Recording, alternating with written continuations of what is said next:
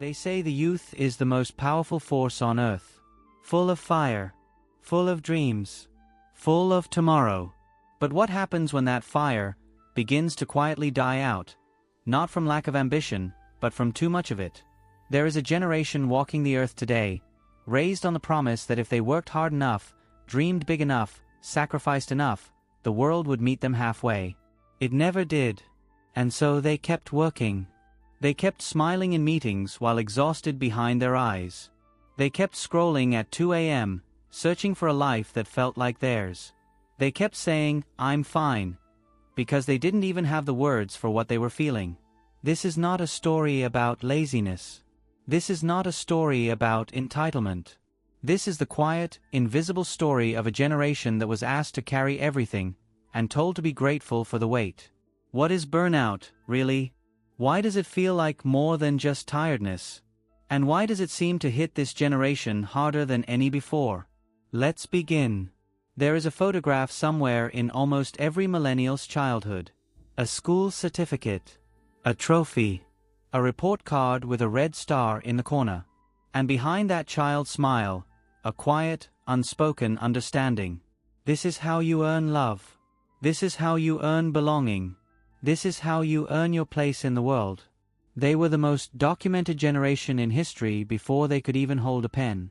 Every milestone recorded, every achievement celebrated, and every stumble, quietly, gently, but unmistakably, noticed.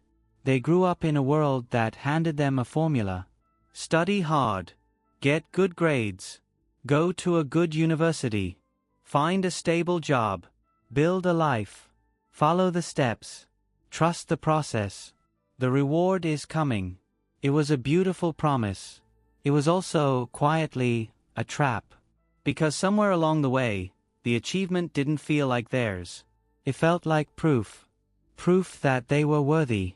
Proof that they were enough. Proof that the world and the people in it would not leave them behind. Psychologists call this conditional self-worth, a deeply internalized belief that your value as a human being is directly tied to what you produce, what you achieve, what you become.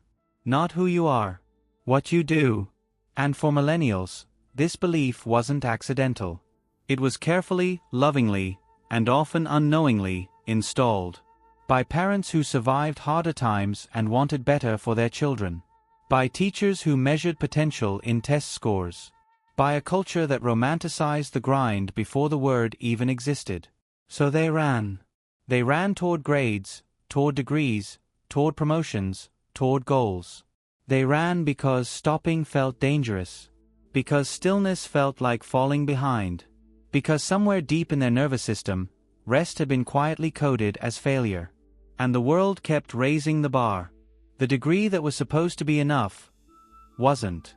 The job that was supposed to feel fulfilling didn't. The salary that was supposed to bring security barely covered the rent.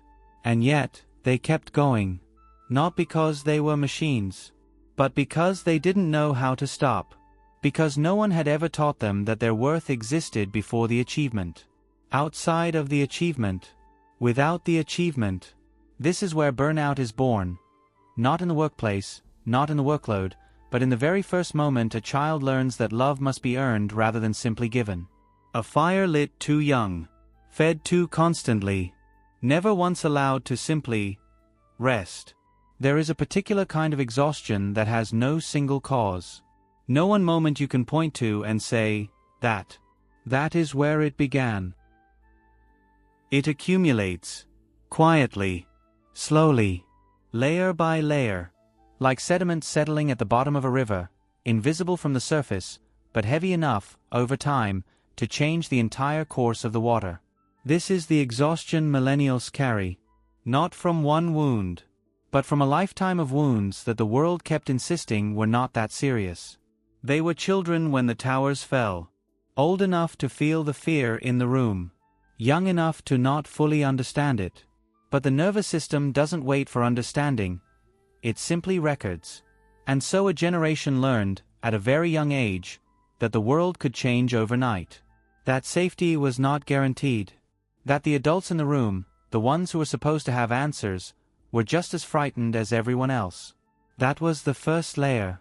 Then came 2008. They were in universities now. Or just leaving them. Diplomas freshly printed. Hope freshly packed. Ready to step into the world the formula had promised them. And the world collapsed. Jobs vanished. Markets fell. The carefully constructed ladder they had been climbing their entire lives turned out to be leaning against a wall that no longer existed. Psychologists studying this period noted something quietly devastating. Millennials didn't just lose financial stability in 2008. They lost trust. Trust in institutions. Trust in systems. Trust in the idea that if you did everything right, things would turn out right. That was the second layer. And still, they adapted. They hustled harder. They freelanced. They created. They built side projects at midnight and called it passion. They wore their exhaustion like a badge because the culture told them that was strength. Then social media arrived, and handed them a mirror that only reflected the highlight reels of other people's lives. Suddenly, it wasn't enough to simply be successful. You had to appear successful. Curate it. Caption it. Post it. Perform your joy for an audience that was performing theirs right back. The comparison never stopped. The scroll never ended. And somewhere in the middle of all that noise, they lost the quiet thread of who they actually were. That was the third layer. Then, just when a fragile new normal had been rebuilt, a pandemic arrived and took everything apart again. Isolation. Grief. Zoom calls at kitchen tables. Watching the world stop while their anxiety did not. Processing collective trauma while being told to stay productive, stay positive, find the silver lining. As if grief had a deadline. As if healing followed a schedule. This is what researchers now call cumulative stress exposure. The psychological weight of living through multiple large-scale crises within a single lifetime, without adequate time to recover between them. The body keeps score, the science tells us. And the millennial body has been keeping score for a very long time. This is not weakness.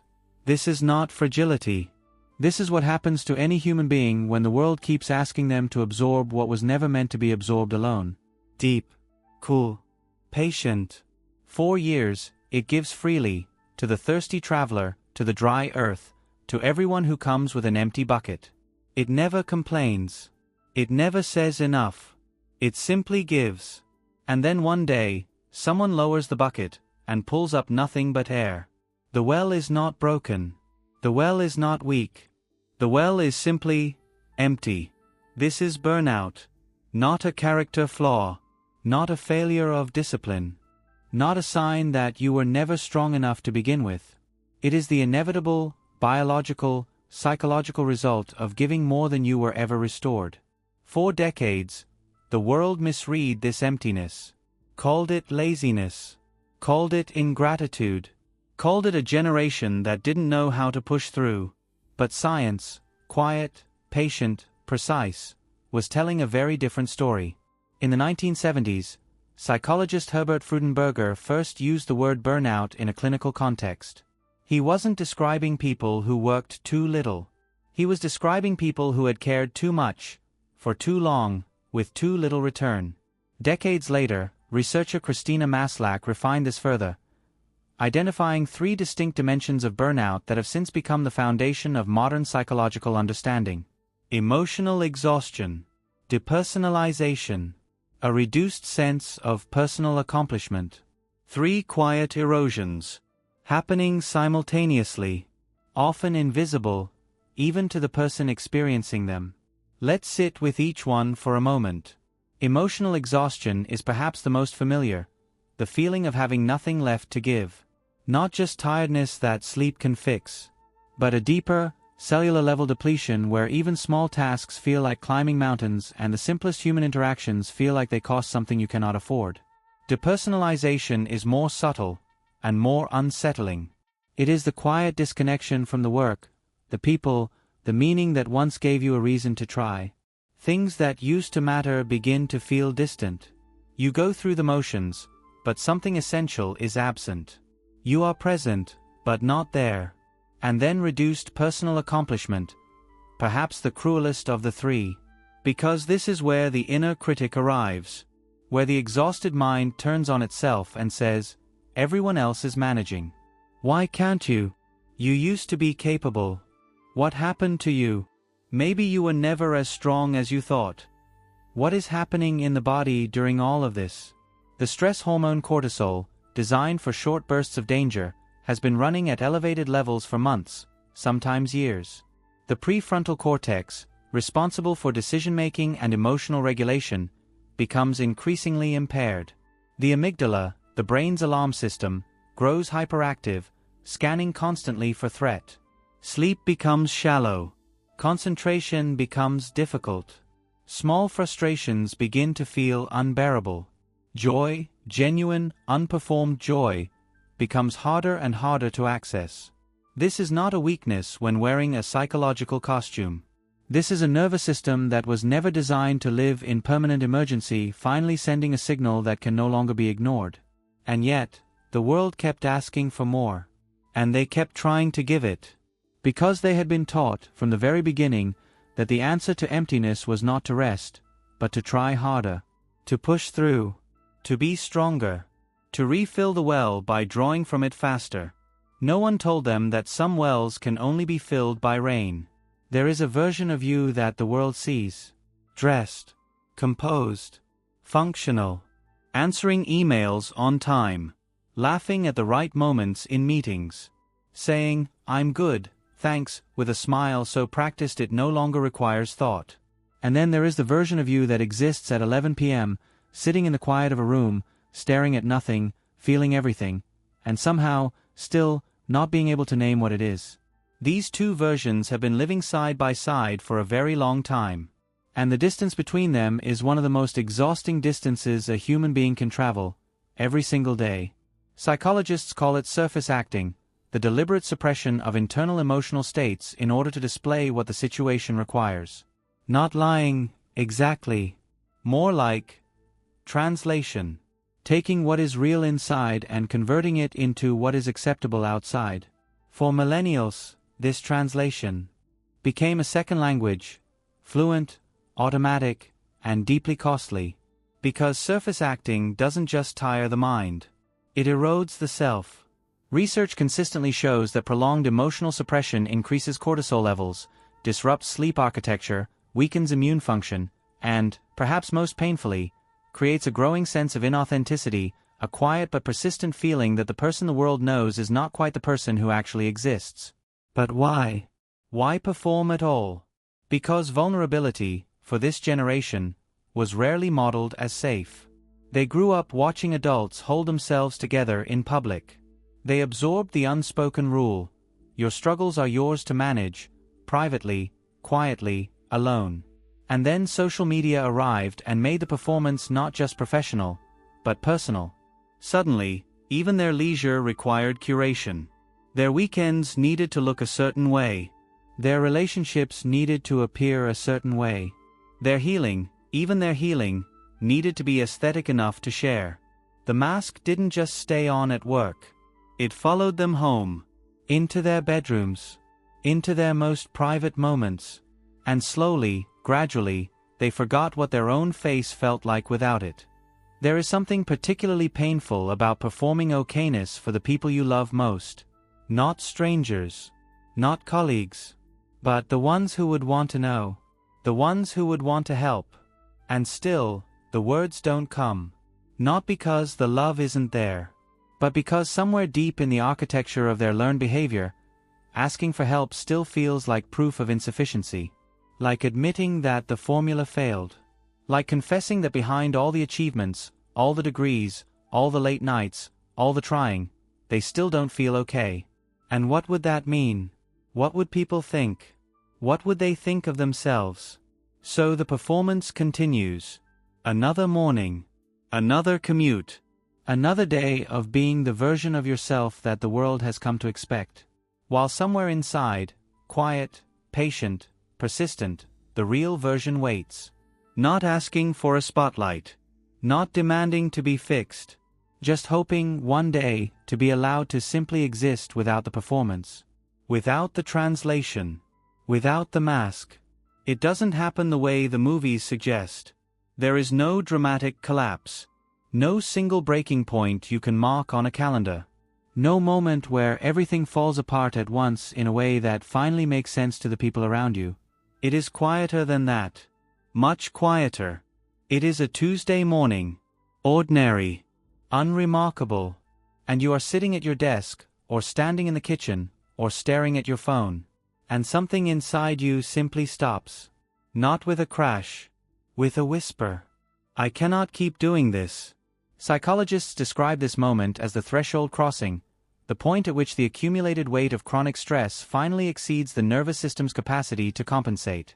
It is not weakness arriving. It is the body's last act of honesty. For months, sometimes years, the system has been sending smaller signals. Fatigue that sleep doesn't fix. Irritability that feels disproportionate. A hollowness in activities that once brought joy.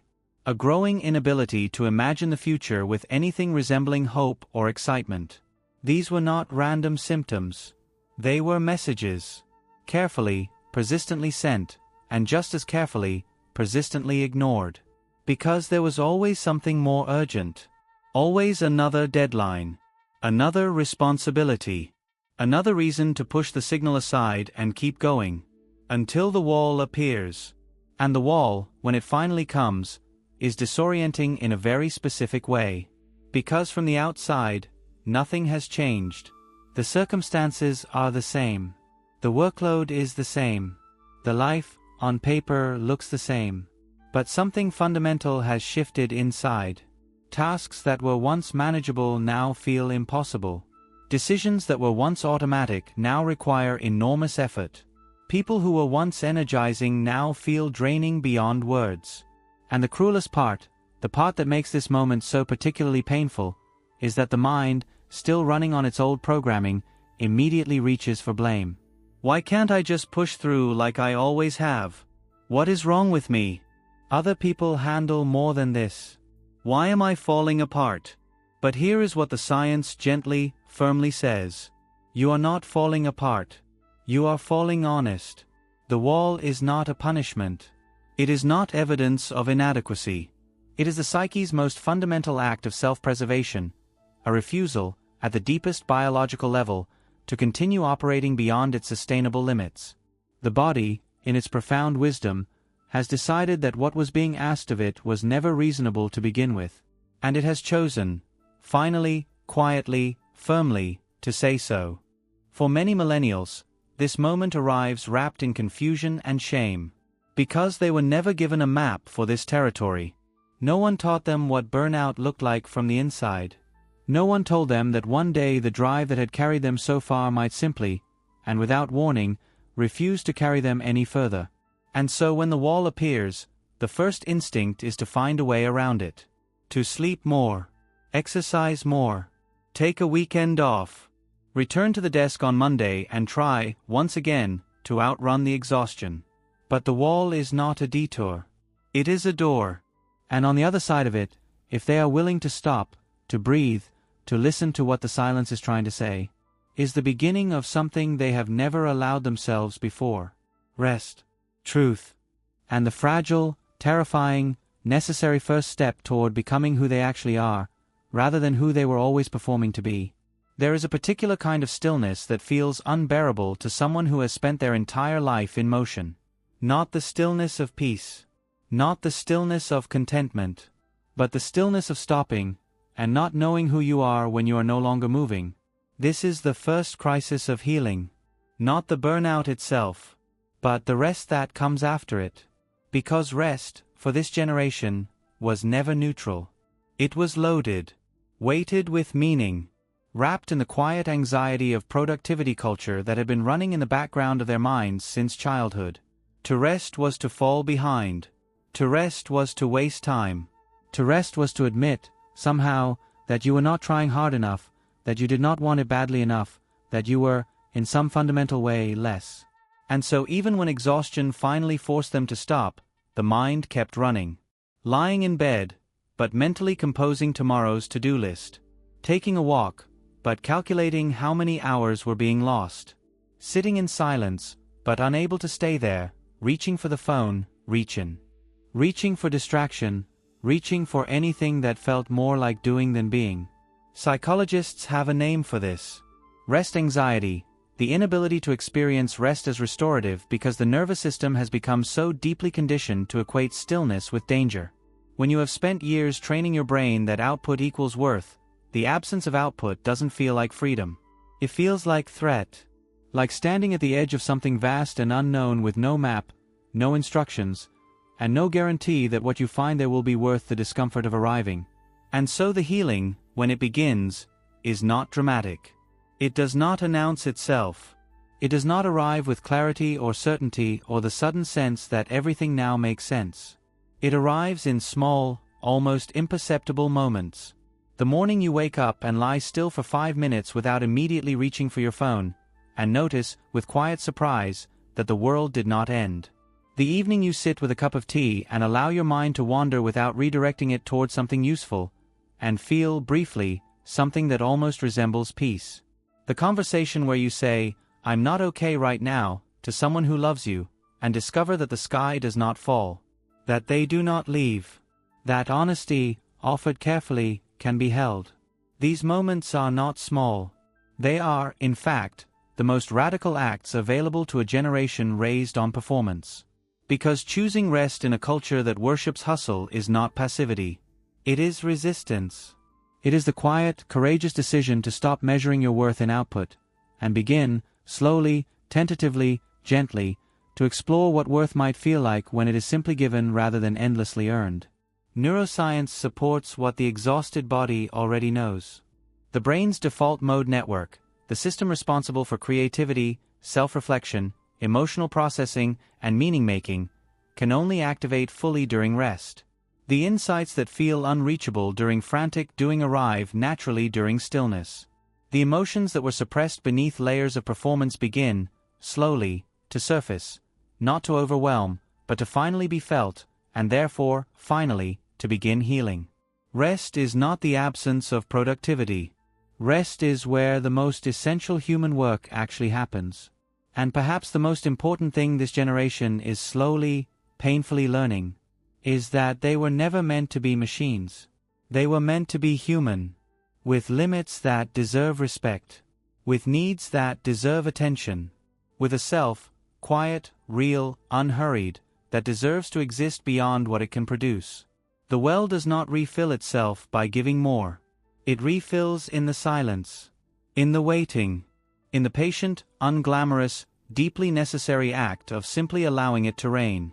Something is shifting, quietly, slowly, without fanfare or announcement. But unmistakably, something is changing in the way a generation relates to itself. It doesn't look the way revolutions usually look. There are no marches, no manifestos, no dramatic declarations of transformation. It looks like a person closing their laptop at 5 p.m. and choosing not to apologize for it. It looks like someone sitting across from a therapist for the very first time, nervous, uncertain, but present. It looks like a comment section filled with strangers saying, "I thought I was the only one." Small moments. Ordinari moments. And yet, profoundly revolutionary for a generation that was taught that rest was weakness, that struggle was private, and that asking for help was a confession of failure. The term quiet quitting arrived a few years ago and the world immediately misread it. The headlines called it laziness. The think pieces called it disengagement. The corporations called it a threat. But what was actually happening was something far more psychologically significant. A generation was drawing a boundary for perhaps the first time in their working lives. Not quitting their jobs. Not abandoning their responsibilities. But quietly, firmly, deciding that a job did not own their entire existence, that there was a self beyond the role, a life beyond the output, a worth beyond the performance review.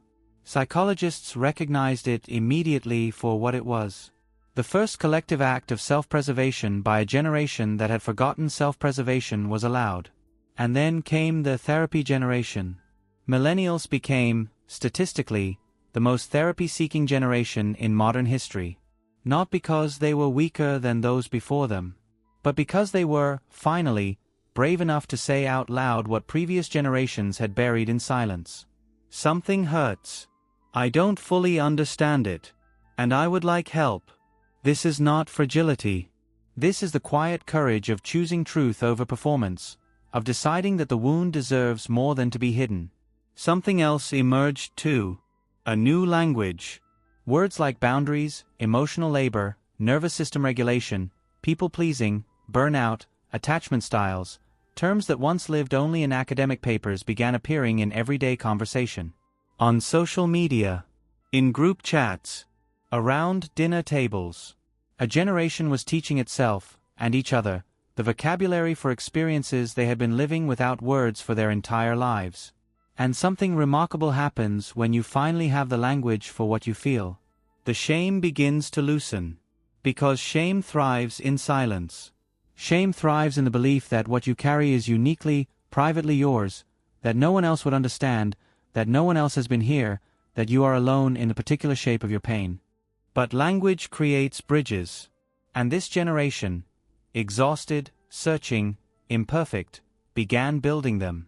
There is also a quieter shift happening. One that doesn't trend or go viral. It happens in the moments between moments. The person who used to fill every silence with productivity now sometimes sits and watches the rain. The one who used to measure weekends and accomplishments now sometimes measures them in rest, in laughter, in meals that took too long to make, in conversations that had no agenda. The one who used to perform joy for an audience now sometimes experiences it in a room with no witnesses.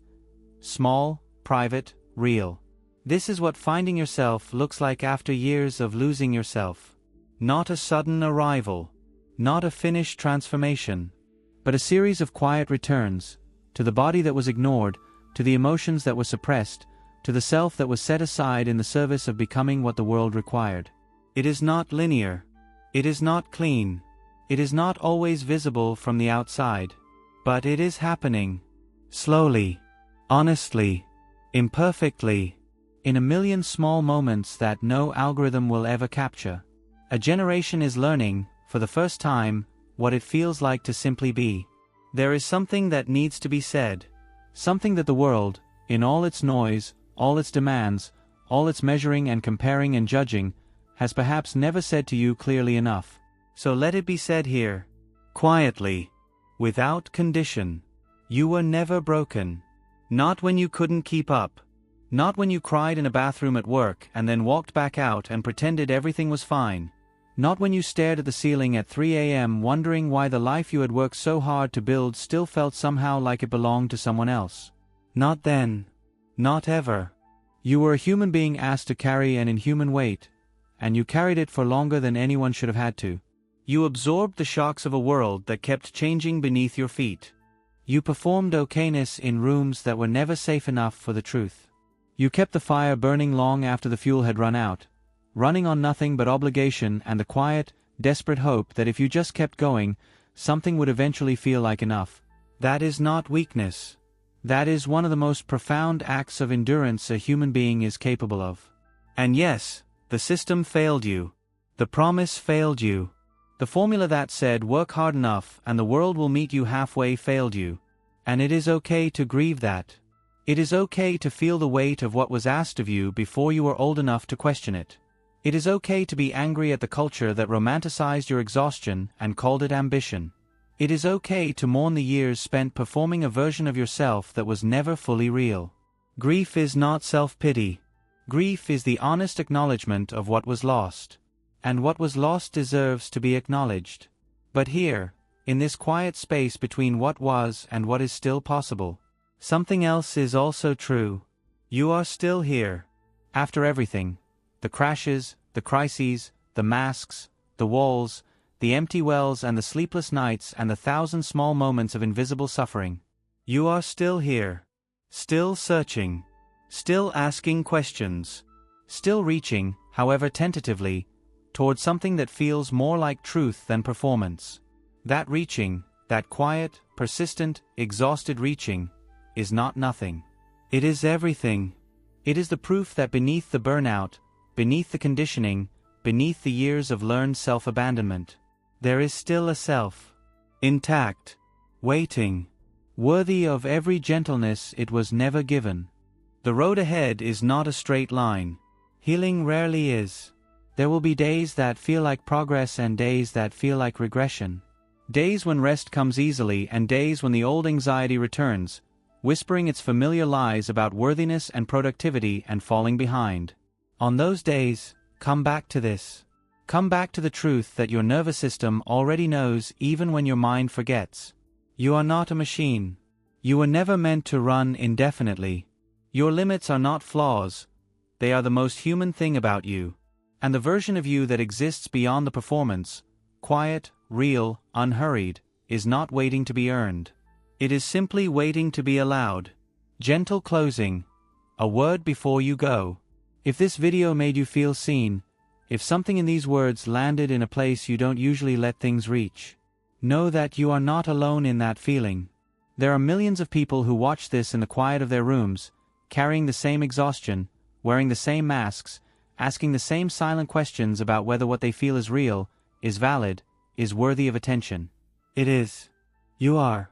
This channel exists as a space, not for quick fixes or motivational pushes, but for the kind of slow, honest, human exploration that the noise of the world rarely makes room for. A place where the hidden corners of the human heart are treated with the care they deserve. If you'd like to stay connected to that space, you're warmly welcome here. Not because you need to, but because sometimes it helps to know there is somewhere that holds these questions gently. And if something in this reflection moved you, if a particular moment felt like it was spoken directly to the part of you that rarely gets to be heard, you're welcome to share it in the comments below. Not because you have to, but because your words, offered honestly, might be exactly what someone else needed to read today to feel a little less alone. Take care of yourself. You deserve gentleness. You deserve rest. You deserve to be known, not for what you produce, but for who you simply, quietly, beautifully are.